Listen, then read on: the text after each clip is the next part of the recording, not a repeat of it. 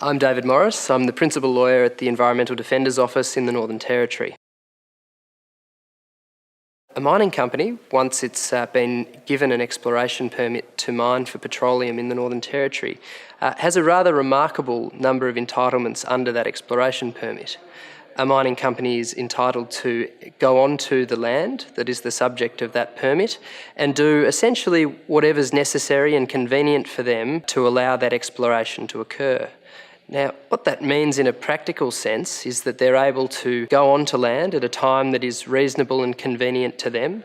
So that may not be at a time that's reasonable or convenient to the landowner or the people who are occupying that land, but a time that is reasonable and convenient to the mining company. They're also entitled to bring onto the land any equipment that they might need to use, and that might require large lights, it might require large vehicles, and they might even need to construct a road onto that property, which they are entitled to do. They are also, somewhat surprisingly, entitled to take and use as much water as they need for the activities under that exploration permit. A really extraordinary right that they can go onto a piece of land which they don't own and take all of the water that they need for the fracking of a well, which is what often occurs in terms of exploration for oil and gas within the Territory. An exploration permit might sound like a relatively minor and preliminary step, but in terms of fracking, it affords a mining company an extraordinary and large number of entitlements and rights over that piece of land.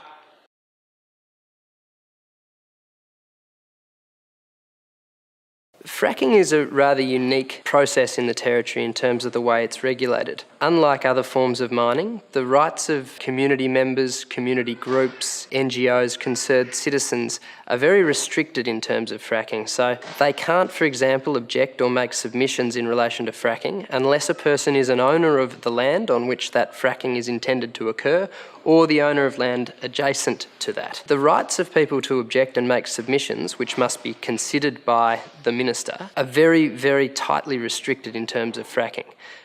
That's problematic because it denies a voice to a large proportion of the community in terms of fracking. In reality, there is very little scope for the appeal of the minister's decision, and in the event he makes a bad decision, there's very little scope for the community to challenge that in a court. There's no right under Northern Territory petroleum legislation for a merits review, and what that means is basically taking the decision of the minister to a court or tribunal to say, well, was this a good decision or not?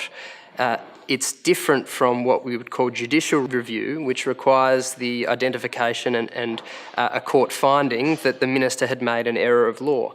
In many cases, the minister may have not made an error of law in that he didn't take into account anything he shouldn't, but just made a bad decision. But we don't have the chance to challenge that in the Northern Territory, and that's disappointing.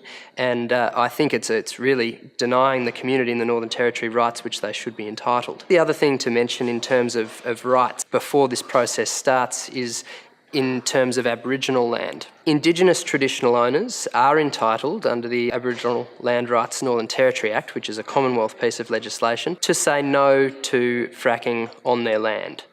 That right is available to them prior to the granting of an exploration permit. At the very earliest stage, where the least is known about what a mining operation would look like on their land, whether it would be 3 wells or 3,000 wells, they have to decide whether or not they should allow this process to occur on their land. It's a huge burden on an Aboriginal community, and really what we need to do in terms of ensuring that that burden isn't unfair and unreasonable on them is to ensure that free and prior informed consent should occur. And that means looking at working with them, providing them with significant interaction with the different groups of people, providing significant information to them so that they are informed. And the Human Rights Commission has some publications about consultation with Indigenous communities, and that's clearly something which should be provided for in terms of consultation on Aboriginal land.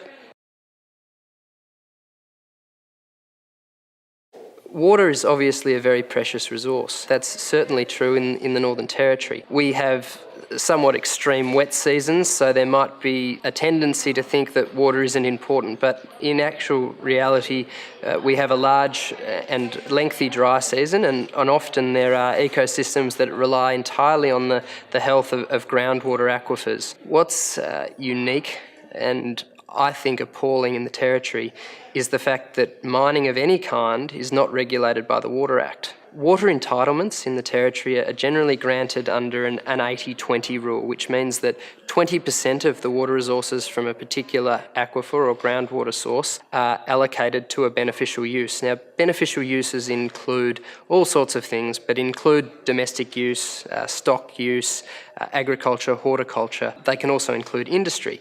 But the Water Act, which regulates those entitlements to water, excludes mining activities, which is plainly just an irresponsible way to manage water in the Northern Territory, and one can only assume, if full allocations of that 20% are given to other beneficial uses, that any use of water for mining, and particularly fracking, must be being drawn on the environmental water sources which are required to sustain groundwater-reliant ecosystems.